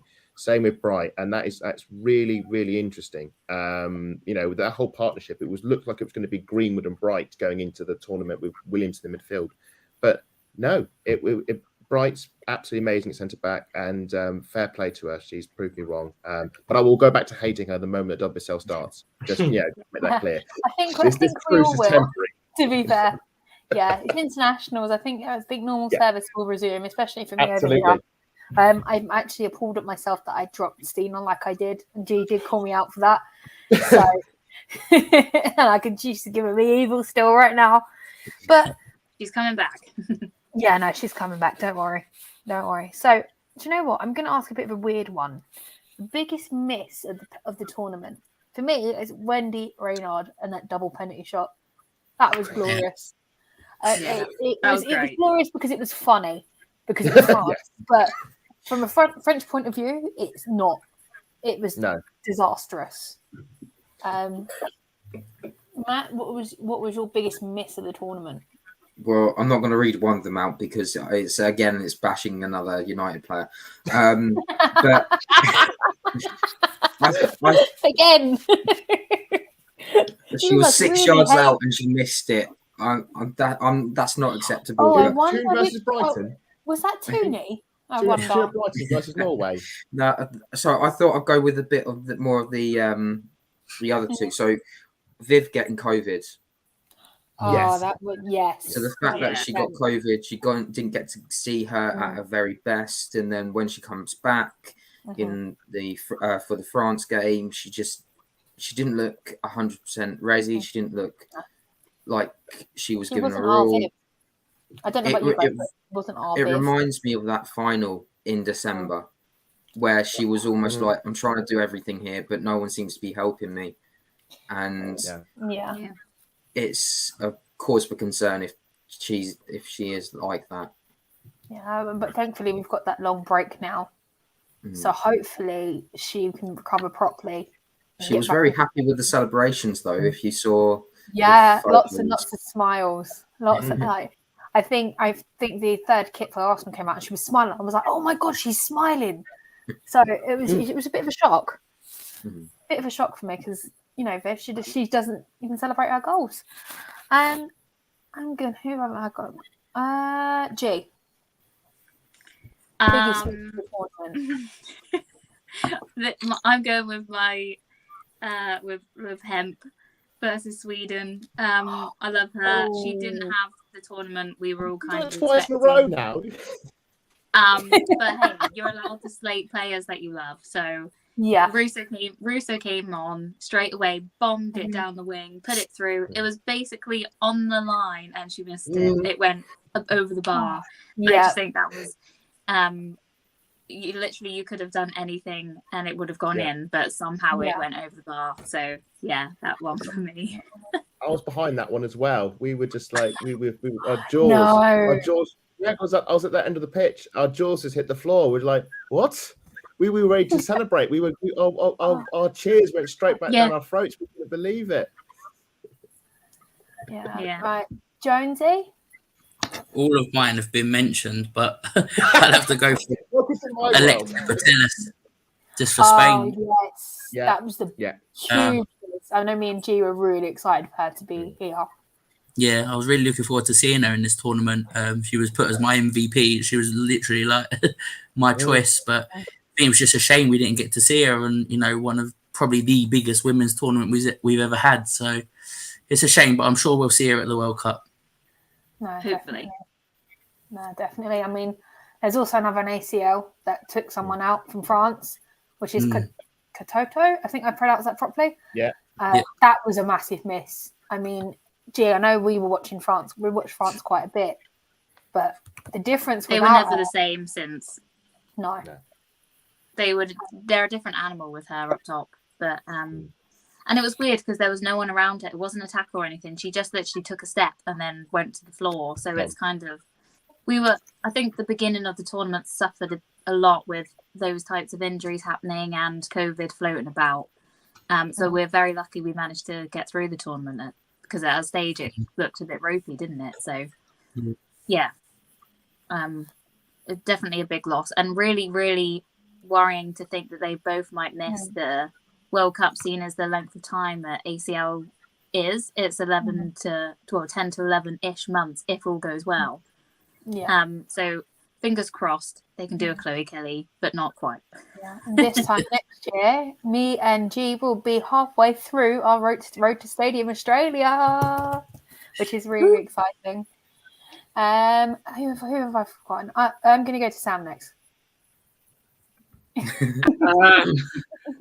I don't have one. I should have kind of looked for one, but I don't have one. Okay, no worries. Absolutely fine. I know you've probably got quite a few, Adam, haven't you? I've got one because all my other ones have been taken. Thanks, everyone. I love. Oh, you're welcome. I love the fact that you have a pool. Just one by one, he's taking them from me. Quickly to program up. So my one is Germany versus Austria, purely for the comedy and the memes. And unfortunately, I forget the name, but it was Germany. I think it was 2-on-1. It was a pass sideways. It was an open goal. It was a tap in, and she skewed it wide of the far post. And it was absolutely hilarious. And the reactions on the bench of all the players laughing. And then 2 minutes later, they go up the other end and score. Well, Austria didn't go up the other end and score, but they had a hand over the eyes and everything on the bench, and it was absolutely brilliant. And a few minutes later, obviously, Germany did get their second. They did clinch it. This was at 1-0. But it was just so funny. And, for a German team known for their ruthlessness, it was a very amusing miss. Also, shout out to the volley I mentioned earlier in the final that Germany volleyed wide at 0-0. I do think if that had gone in, it might have been a different game, and that was a glaring miss. But for the pure comedy aspect, If someone in the comments knows what it is, please drop who missed in that Austria game. Please drop in the comments and remind me. Thank you. Yeah, no worries. I'm going to give you a bit of an obscure one. So out of all the players that we've seen throughout this tournament from every nation, which player are you going to be keeping an eye on domestically? Whether they play in France, Spain, or wherever. Is there someone that you would follow because you've enjoyed watching them? For me, Kira Walsh, possibly Cascarino from France. Putelis is down there anyway. Yeah. That name goes down there, but she's out for a while, so I can't watch her play. Is there anybody that comes to mind? I'm going to go to Matt first because Matt looks like he's got an answer. The rest of you are having a good show. I actually, funny enough, mentioned her for Iceland. Jonsdottir, who gave Arsenal a run for her money. She's also got a hell of a long throw on her. And the way she was playing, when you see her in the flesh, she tears into people. Not literally, just who was she? Who was she? There was this Belgian player. I can't remember her name at the top of my life of me. But when I got to see her, she's like 5'2", and she was just making it a nightmare for her. Isn't it Phil Jens? Phil, yeah, that's Phil Jens. There you go. She was the little one that I was completely shocked how small she was when she was standing next to Wendy Renard. That was scary. It's like a child standing next to her. Everyone looks short compared to Renard, though. I'd look short next to Renard. She's a giant of a woman. Well, I'm only about 1.5 inches taller than Phil Jens, so that's it's kind of a big thing for me. I'm afraid because she's literally 5'2". That is a big thing, literally. Yourself. It's always interesting though to know how tall these players are. It was really weird watching that first Arsenal game and all the Arsenal women. I'm 5'5.5", and I'm just going up to Leah Williamson's just like up. And then you got Mana Iwabuchi. I'll always remember this. I think with Wendy Renard, I think she makes Jonesy look short. Sorry, Jonesy, but she makes him look short. And Josie, you're 6 something? 6'5", yeah. Exactly. I think Wendy Renard is about 6'4". Okay, you might have an inch on her then. Just. Easy, Adam. Hey. Sorry, Matt. Sorry, continue, Matt. I do apologise. No, it was just I just remember going to that first Arsenal game at Villa Park and Mana Iwabuchi going into the subs bench, and then there's that step. So when she takes that step, you can just about see her head. Yeah, that's how small she is. But it is interesting to see these players, but it doesn't mean size doesn't mean anything in the women's game. No, 100% not. Who haven't I asked yet? Sam. I'm just gonna hide because again, I've not got anyone for this. Okay. I'll probably, even though I really enjoyed watching Russo play. So as much as I might just watch an odd bit of her, but it's just unfortunate the team she plays for. Yeah. But it's always nice to watch some WSL games as a neutral. Yeah, I think I might watch games that she's involved in more than I potentially would have done before the tournament for sure. I'm going to go to G next. Yeah, I'll say Russo and Toon. Just interested in their link up. Matt's making his head at you there. Sorry, G. He shakes his head at you. You look so disappointed. Don't care. But in the international stage, it's got to be Rolfo. I first noticed her in the Barcelona Champions League games last year, and she did have a bit of she started the tournament really well, but kind of faded away after the group stages. And I think that was kind of a huge disappointment to the Swedish nation. So yeah, just really keen to see how she picks up after that with Barcelona again. Oh, that's going to be fun. You're going to be watching two massive stars over in the Champions League. Wicked. Adam? Anybody different from anything that you mentioned? So I have a half miracles. As I say, I've got one. No one's gone for. So I do a half interest in Russo because she's actually from Maidstone, which is obviously where I reside. So obviously I've got a half bias towards Roos at the moment, and after the tournament, I definitely will be keeping an eye on her. No, the career I'm intrigued by is going to be Van Domselaar. She was a complete unknown before the tournament, but I think, in the words of Emperor Palpatine, we shall follow her career with great interest. I think, in a few years' time, a WSL club will snap her up. And I hopefully with the Arsenal, depending what happens with our keepers, we know that players don't tend to linger long at clubs. So she's going to be playing. I'm going to keep half an eye on. She's not going to go anywhere soon. 20 have got to sign down to a contract. But that's the one I'm intrigued by. So we shall see. That's quite cool. And Jonesy? For me, it's Lena Oberdorf.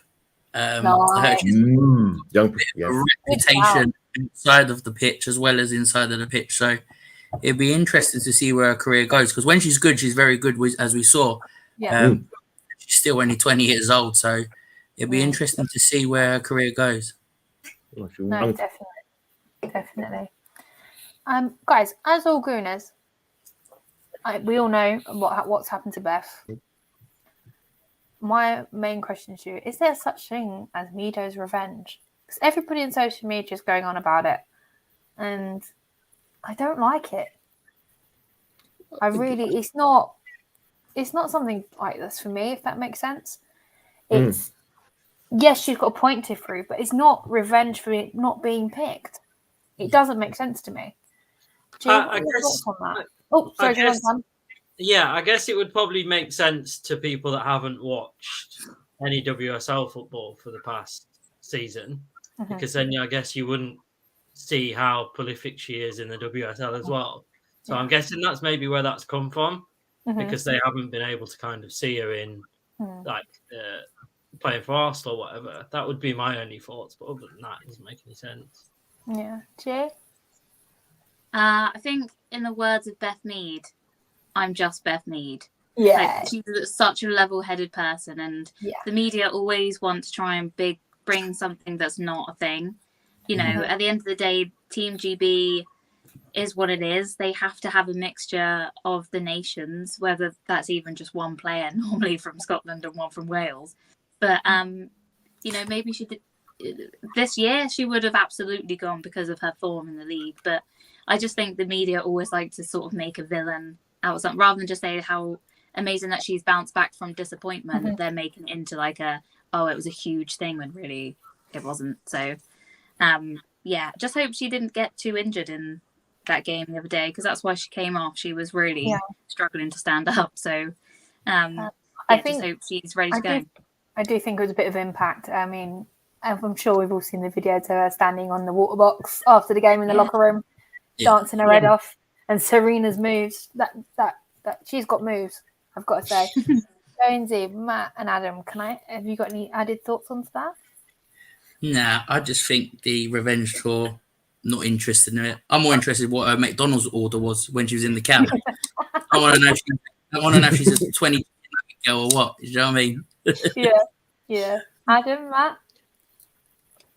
Adam, you're back. I'm not. I get the idea of having a narrative. I do think there is a case of me.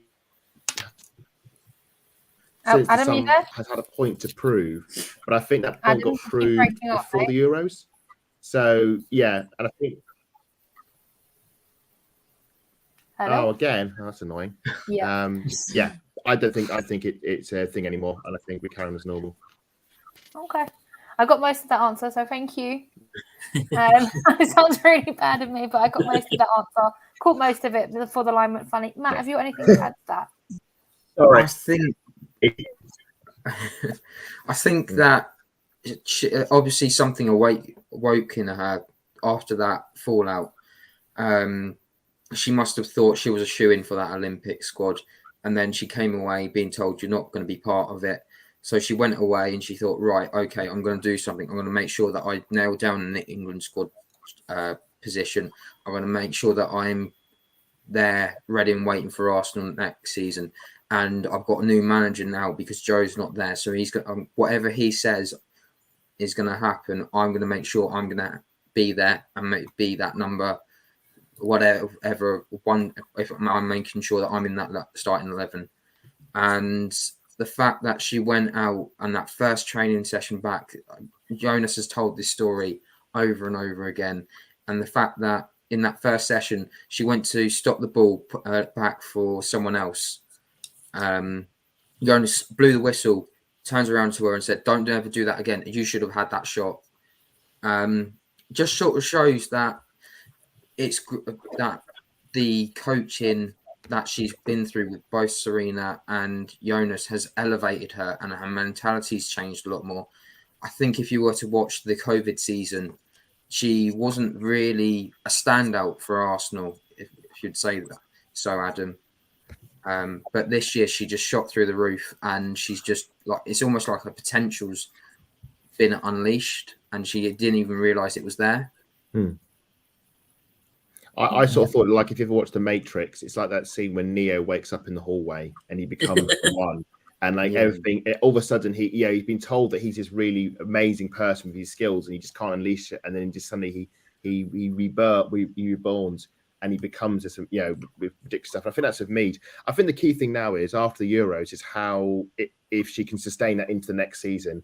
We've seen players who have amazing tournaments and then have tournament hangovers and just can't, match the hype, Maguire. And hopefully, someone like me, she's able to carry that form into next season. I think she will. And people were saying about, it's like with the whole thing of Rise Women's Football, people were saying, "Oh, this is just a start." I think this is just the start of Mead. And I do hope Arsenal tie her down for a contract as soon as possible, because I think we've got more to come from Mead, and I think it's going to be very exciting to see. No, 100%. Guys, we've been live for an hour and 46 minutes. I do apologise. There's just so much to talk about. Last question of the evening. What does this legacy mean now for women's football? I'm going to go to Jonesy first, because I know because he's his little girl, I think he's going to give me something really good back. I think I put a tweet out just saying that we've got to build on this legacy. We've got to carry on supporting the Lionesses. We've got to support the WSL as much as we can. It needs to be, taken over by, something like the Premier League, maybe. I don't know. Just something that it gets its recognition. So our little princesses can grow up to be Lionesses, and they can build on it. And, my daughter can say to me, "Dad, I want to wear a dress," or "Dad, I want to wear my England kit today." Do you know what I mean? There shouldn't be no stigma. There shouldn't be nothing. I mean, she's already talking about World Book Day. She wants to go as Beth Mead this year as World Book Day, and that's not. I love it. She's amazing. It's left an imprint on me. It's left an imprint on my family, and especially my daughter, and hopefully other people's daughters and their little girls as well. Yeah, no, amazing. I'm going to go to G next. It's been an emotional couple of days. It's the feeling of connection to what they've been through, because we've been through the same. I was always the girl that I'm basically the son that my dad doesn't have. My older brother doesn't like football at all. My younger brother does, but he's in and out because he's a United fan.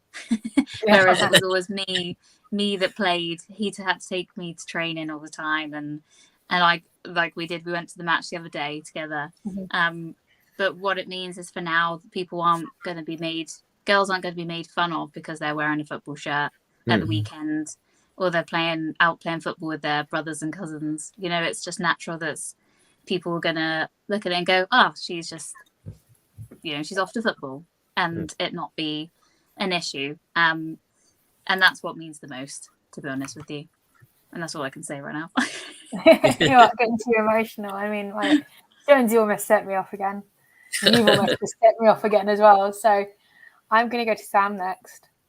Yeah, I think it summed it up at the end. Did anyone see? Oh, you might not have seen it, but where like Ian Wright was talking about it at the end, and he said it's important now that we carry this on. We don't just kind of leave it as it is. We kind of carry it on and keep speaking about it, and then that's when we'll see more money put into things like this and more chances. He even went on to say what I've been saying for ages, and saying like one of the WSL games is on at like a stupid time on a Sunday. Yeah. So he said that it's time we started putting them on at times where it's actually accessible to people as well. Yeah. And he was getting quite not highlight's not what the word, but quite passionate about it. And I think that's kind of what everyone that watches women's football has been asking for ages, for kind of someone to kind of say it for us, really, that can have kind of a can have some meaning to it, really. So I'm just hoping that it carries on and it just doesn't kind of stay as this, but it just kind of keeps going on. No, definitely, Matt. I think I sort of answered this earlier in the show when I was talking about it. I will go quickly onto my gran. When she was in school, anyone who kicked a ball who was a woman, a girl even, they were considered a tomboy. And she never thought that something like this would ever happen. And the fact that I'm inviting people in, I'm inviting my mum to go to games, I'm inviting friends to go to games, it's almost like the gate is open, let them come, but only if they want to come. You don't want to be sat next to four idiots that decide to, on 34 minutes, let's go and get a beer, because nothing's going to happen. You want them to feel that there is something there, not just at WSL level. It's going to have to be all through down to grassroots and across the schools as well. As Ian Wright has said, as everyone else has mentioned, this legacy, it can't just be like the Olympics and Paralympics where it just lasts like you have the 2 weeks. Oh, I want to go not skiing. Sorry. You want to go in one of the rowing boats or something like that, and then that's it. You give up after 2 weeks. You have to keep going. You're going to have to keep pushing. You're going to have to turn around, even if that means that you're inviting some of the clubs into partnerships and things like that. There are doors open, and there's always that option there. So if anyone is interested, just ask people. You never know what might happen. And if anything goes from this, I'll just wrap it up quickly. You all feel a sense of belonging, don't you, from watching these games? And that's what makes women's football more unique than the men's football. And apart from them signing everything and taking photos and having a chat, which you can't really do with the men's, they are there and available, and they do want to talk, whereas the men just hide away in their closets and wardrobes and everything else that you want us to call. But this legacy is for the women, the little girls, past, present, and future. No, I couldn't put that better myself. Adam, is there anything possibly you could add to that? Or what we've all said? Yes, I tried to. I tried to do it before my internet fails again. So I want to talk about sort of my experience sort of as a kid. I used to go to a football club after school, and we used to have, and this at primary school, so we're talking about year sort of 5 or 6. And there were some girls who used to come along as well. And it was always a sense of strangeness that why are they playing football? That's just an instinctive. That's an instinct that needs to be sort of removed. That's a barrier that needs to be sort of broken. When I went to secondary school and we did sports, the boys, they did rugby, football, cricket. The girls did hockey, netball, and rounders, which is infinitely better than cricket. And that was seen as normal. 100%. That was not questioned. The idea that a bloke can't do hockey, a woman can't do rugby or cricket or football, that's wrong. That needs to change. And change is happening. And this tournament should be the trigger for elements like that. Righty was saying after the semi-final, we need to have PE lessons where the women can choose to do football. And I would also say cricket and rugby as well. Let's not make football the exclusive men's sport that women can play as well. There are plenty of other sports like, tennis obviously being the main one, but women's rugby is taking off. Cricket, I think it's the 100. You've got the women's cricket as well taking off. These are sports that women have a right to play as well. Football is the main one. It's the main sport, it gets more attention, but it's all the sports. And I'm glad that football is doing it, and it's sort of paving the way for the others to follow in its wake.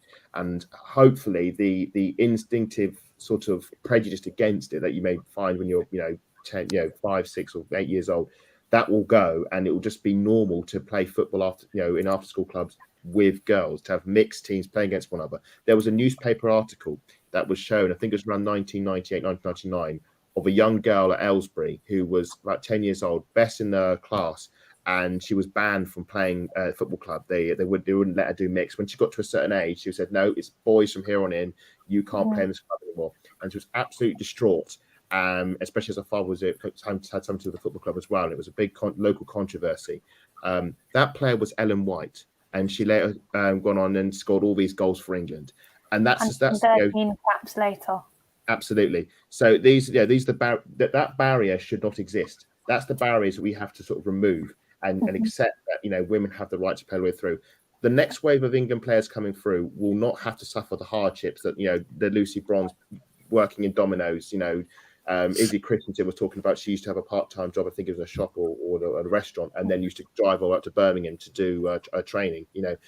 We can build a way of having these for grassroots all the way through. They don't have to have part-time jobs and work second jobs to make up the money. We don't have to pay to play football, and that's what we need to have. And I think we are getting near there now.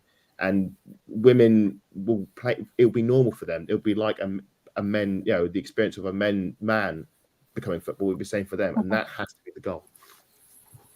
No, 100%. But I do think in terms of like the 2-job things, I think the girls coming through are still going to have to fight for it.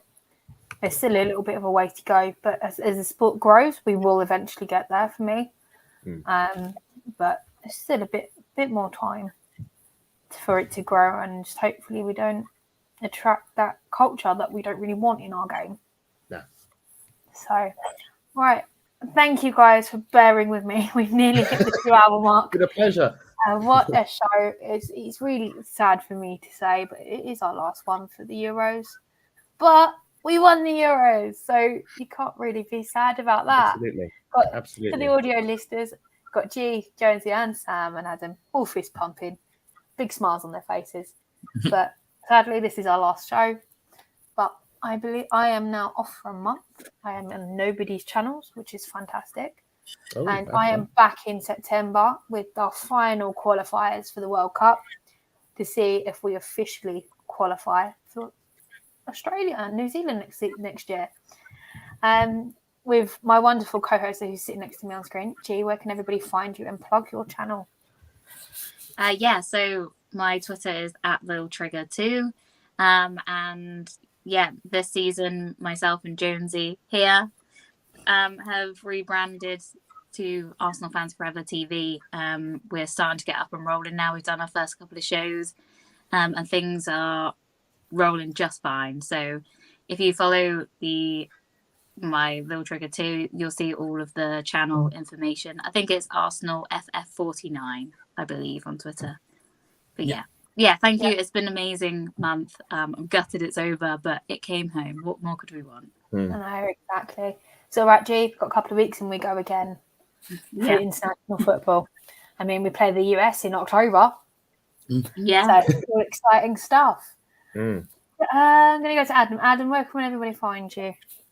Unfortunately, you can find me at Adam Salter 4 for all women's football sort of information, jokes and thoughts and opinions. I am also writing for the website Sporting Her. So if you have somehow enjoyed hearing me talk about women's football, you can enjoy reading my writing on women's football as well. I've written for all the Euros. I've got another one coming up, and we'll probably be writing about the Arsenal women as well next season. So keep an eye out for that. Oh, brilliant. That was a bit of a mouthful, wasn't it? There.